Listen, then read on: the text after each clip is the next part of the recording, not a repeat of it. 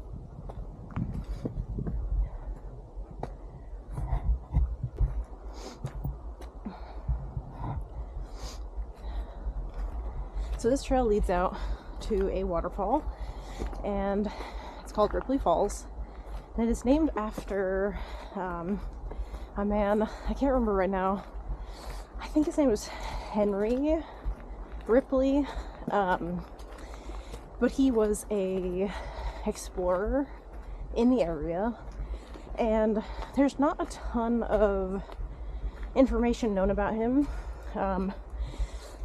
I believe it was 1859 when it was named Ripley Falls.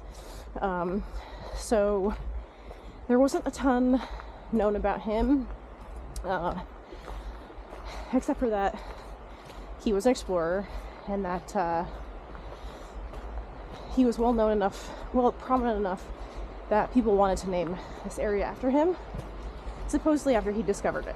However, there is also sort of like folklore that Abel Crawford, who was part of the Crawford family, obviously very prominent in this area, I believe some of the first people to actually live in the Notch. There's this folklore around Abel discovering it when he was out setting traps for sable, which, if you don't know, are sort of like a kind of weasel, in a sense.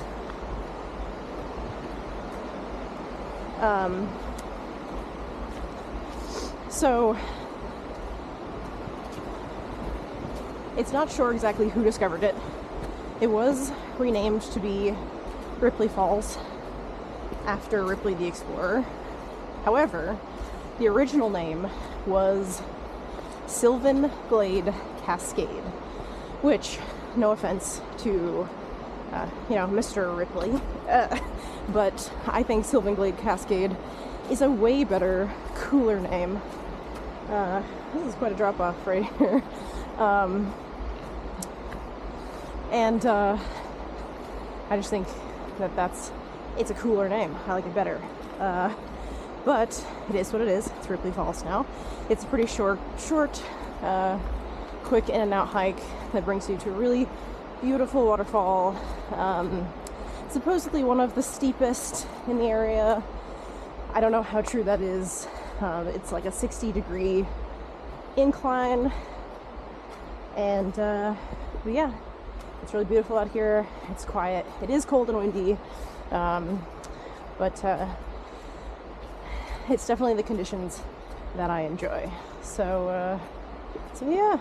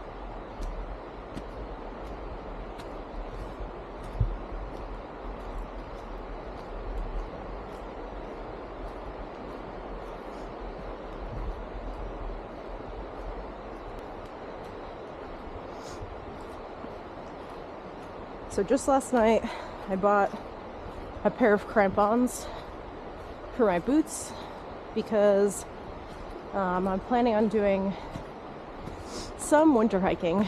I don't know how much I'll actually do, but I do want to be able to do some.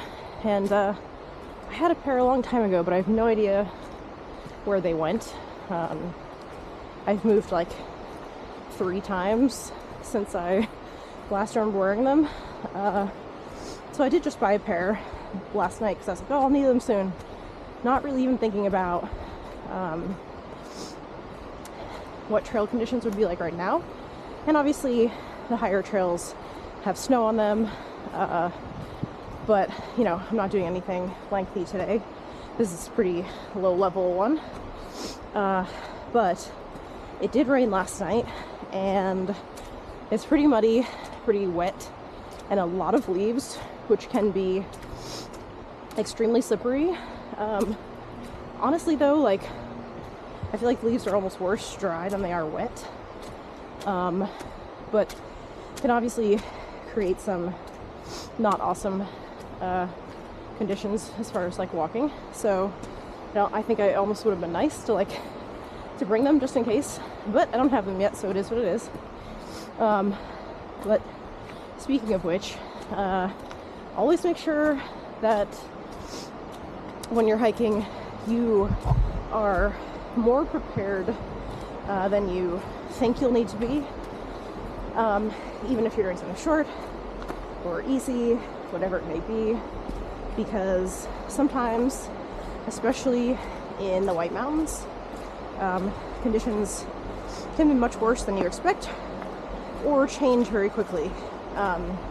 There was just recently a story in the news about more than 20 people had to be rescued off of Mount Washington and brought back down with the Cog Railway, which is a train that goes to the top, because they were unprepared. Some people were hypothermic and very not ready, very lacking in the correct gear, and some of them apparently even indicated that this was the first hike that they'd ever done. And we're talking about Mount Washington in late fall, which is a very bad idea. I know people who have seen like the Rockies and the Alps and mountains like that look at ours and think like, oh, it's no big deal, like I don't have to worry about that. But the truth of the matter is that any sort of nature can still be dangerous. And not only that, but Mount Washington is home to some of the worst weather in the world. Highest ever recorded wind speeds on the top of Mount Washington. And like it's already snowy up there, it's already winter conditions. Right now it's the first week of November. And people are going up there in just like a sweatshirt and expecting to be fine, when in reality, like, storms can sweep over very quickly and become a huge problem. So you always want to make sure that you do your research and look at what the weather is supposed to be. But even if you do all of that and it seems to be ideal conditions, I say as I cross a river in 40-degree weather, just always make sure that you have stuff with you in case something goes wrong. You have extra food, extra water. I always have 2 spare things of socks with me, even during the summer, even like no matter what time of year, there's always in my hiking bag.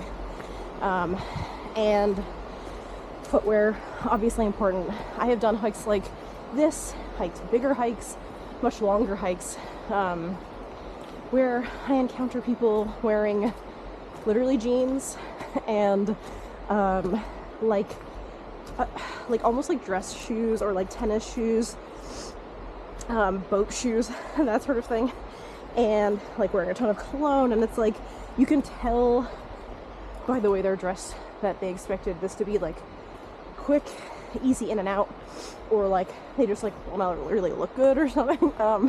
But I promise you, like, looking good on a hike is not going to help you in any way, in the sense where like you're not wearing the right gear. Wearing the right gear is always more important. But yeah, so I've rambled for quite a bit of time now, and I think we're almost there. So yeah, I'll check back in with you momentarily.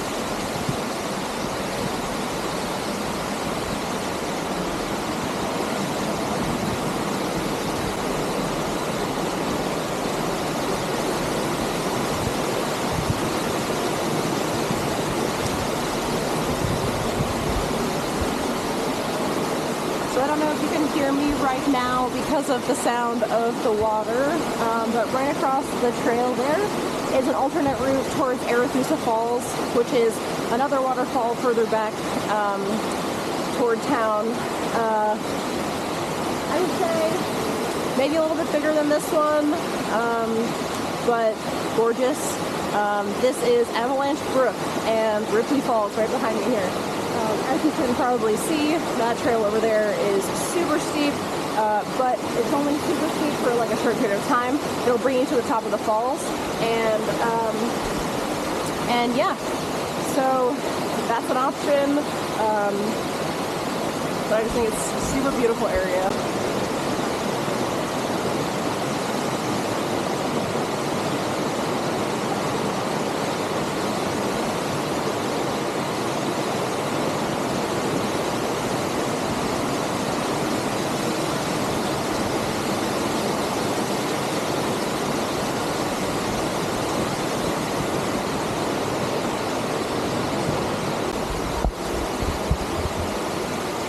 I don't know if you can see it right now, but it is currently snowing on me. I thought at first that it was just the like spray from the waterfall, but no, there's a cloud just above that is currently spitting snow. So I just can't wait for those crampons to get here. Well, that was awesome. Beautiful. Weirdly, like, refreshing for the spirit. Honestly, like, I'm a person who deals with a lot of anxiety, and sometimes going out hiking by myself definitely gives me more anxiety at first. But then when you spend some time in the forest, it definitely makes you feel nice and refreshed and like calm. And so yeah, I have to go home and do work. And this morning, because it was so gray and snowy, or not snowy at my house, but it was gray and cold and super windy, and I thought about doing this hike. I was like, oh, it's quick, I'll be able to go out and do it and be home pretty soon and do my work. But I was like, I don't want to leave. I'm cozy in my house.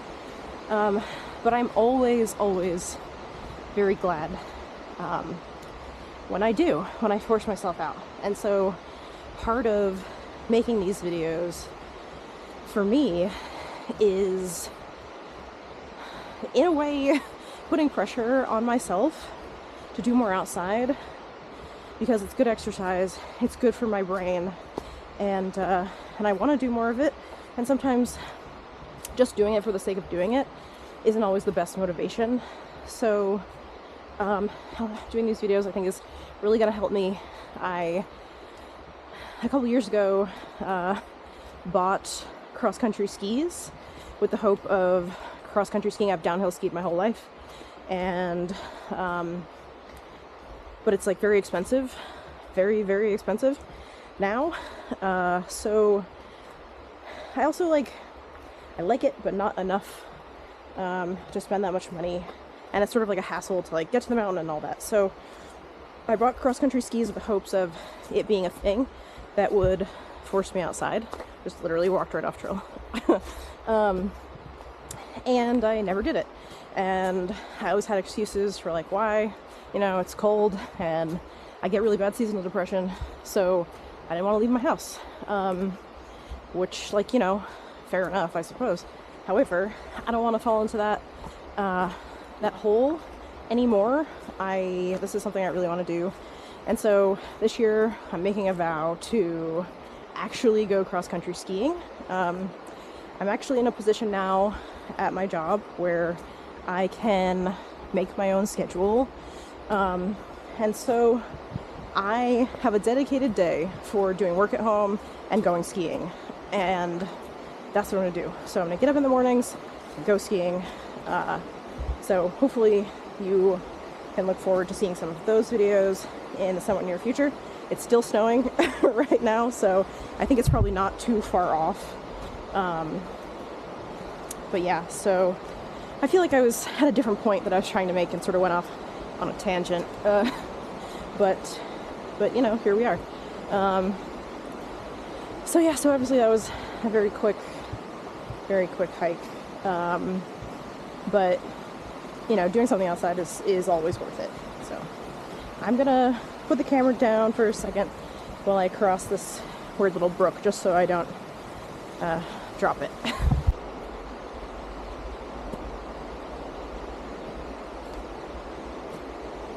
It's funny now that it's snowing because I can see in places I didn't notice before, like little crevices. There's like little piles of like icy snow,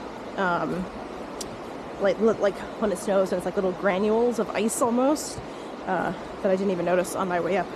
But now that it's like actively spitting snow, I'm noticing them.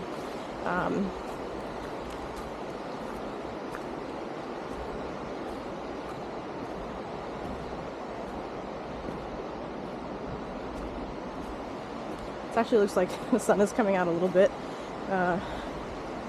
which is kind of nice. Although I will say, I am a fan of hiking in inclement weather, as much as like you shouldn't really do that. Like raining is like one of my favorite times to go hiking. I think it's partially because like I just like rain in general, and then there's less people on the trail, but also it just sort of adds more of a sense of adventure to it. It also like gives it like a little bit of an ominous feel. One time I went hiking and it was like the day after I had watched the Blair Witch Project, and it was super like foggy, and it was like fall, and it felt very creepy but very cool at the same time. I love this area. I just think it's so beautiful and like any other. And there's so much history associated with it. I plan to do more history related videos.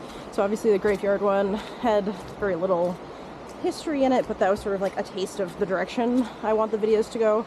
Obviously still like hiking and outdoor activities, but I want to talk about the history and, you know, folklore and hauntings and that sort of thing, because this area has a lot of that, and I just think it's really cool and something I would love to talk about. So yeah, so definitely let me know if you would like to hear that, and if you have stories in mind that you know of or you've heard of that you want to hear more about from this area. I'm focusing on New Hampshire right now. That's where I'm at. So that's, when you see the snow now, I feel like you might be able to. It's snowing pretty good. But yeah, so, you know, let me know if you have anything you specifically want to hear about from the area in New Hampshire. But I'm not opposed to talking about Maine or Vermont things either. Probably not Massachusetts. I feel like Massachusetts has been covered ad nauseum, and not only that, but would be a much further distance for me to go to like get to somewhere where I could talk about like a Massachusetts thing. So that's kind of off the table for me at the moment. But yeah, I think this is a super cool area in its own right. And there is a lot of history here that most people don't know, a lot of like stories that I grew up with that people have never heard, which are like tragic and just like fascinating. And so I really look forward to talking to you more about that. And hopefully you enjoy just sort of like walking with me on these trails, because it's such a beautiful like experience. And if you can't get here, you know, if you're far away or not able to go on hikes for any reason, I want to be able to share this experience with you in this way. So hopefully you enjoy it. I really hope so. I've wanted to do this for a while. I got a GoPro like a couple years ago, and I think it was this hike actually that I did first, and I made the video, but I never posted it. It's sort of, I had a really hard time working with the GoPro. The batteries died really quickly. The footage was good, but not as good as I necessarily would have hoped. So I now have this Insta 360, and it definitely captures a lot better footage. The battery life is longer, not a ton longer, but long enough. And I bought some extra batteries, so I definitely will be able to take it on longer trips. I probably won't be doing super long hikes until spring, just because winter conditions make it dicey.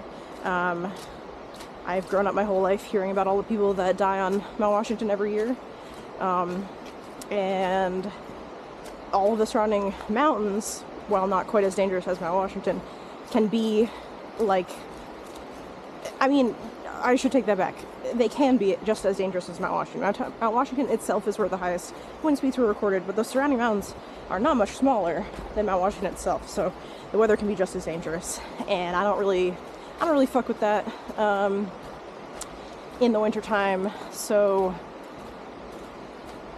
it'll be mostly in the spring, but I still plan on doing like smaller hikes in wintertime, and then obviously the skiing, possibly snowshoeing. I'm not a huge snowshoe fan. I find them infuriating. Just to put on and take off, it just seems like so much work. Like, I'd rather almost just like be walking, like in regular boots, unless there's a huge amount of powder, which we don't usually get. A nickname for us is, instead of the East Coast, it's the Ice Coast, because our conditions are constantly so icy.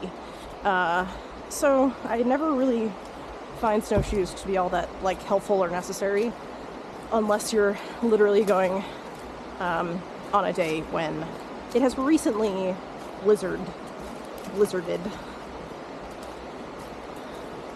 Which, you know, that could be fun too. Might do some of those. Who knows? Let me know the kind of things that you enjoy seeing in outdoor videos like this. I would love to incorporate, you know, whatever you think would make it more interesting. But I do really also like the idea of just sort of doing videos like this, or even some that are just like ambient. So it'd just be like hiking, sound of leaves crunching, and the water, and that sort of thing. I don't know if you can see it, but literally see like the river down there. It's like straight down. A little spooky. Don't necessarily like that. And it's still snowing pretty well.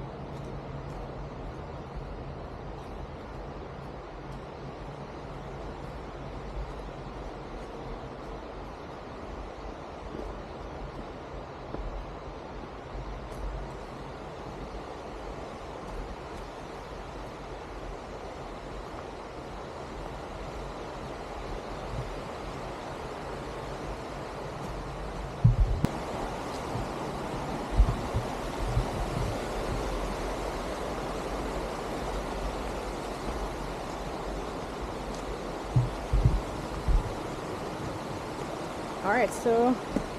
Oh, here comes the train.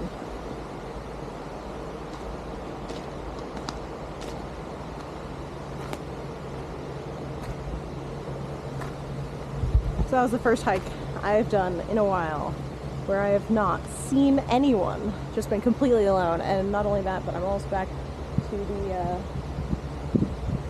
the parking lot, and there's no one else in the car. No one else in the parking lot except for me.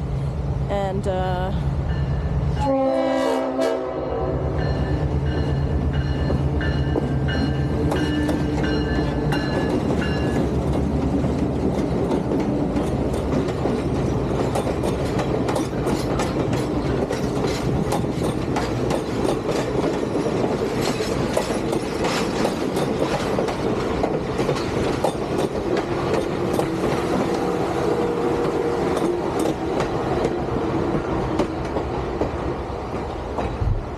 I could actually hear the train coming for a while when I was still in the woods, but I wasn't sure exactly that's what it was, but I didn't know what else it could possibly be. I see people taking pictures of that train all the time. I see lots of people taking pictures of trains, and I just don't get it. I don't know, like, it's historic, and I love history, but I don't know, just not a train person. But you got to see our historic train, I guess, so yeah, so I'm back now, and the mountains are super snowy. Some clouds cleared off so I can see it even better now. It's just wild.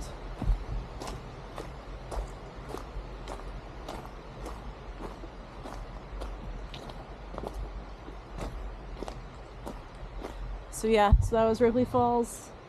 Quick one, super easy, more of a walk than a hike, honestly. There are some pretty steep parts, so it gets your heart rate up, but I think it's only like 1.2 miles round trip. I hadn't done this one in a while, so I forgot, so I looked it up, and I was thinking it was going to be 1.2 miles, like, one way, but then I got to the little sign, like, halfway up, and it was like 0.4 miles until Ripley Falls, so I'm pretty sure it's just 1.2 round trip.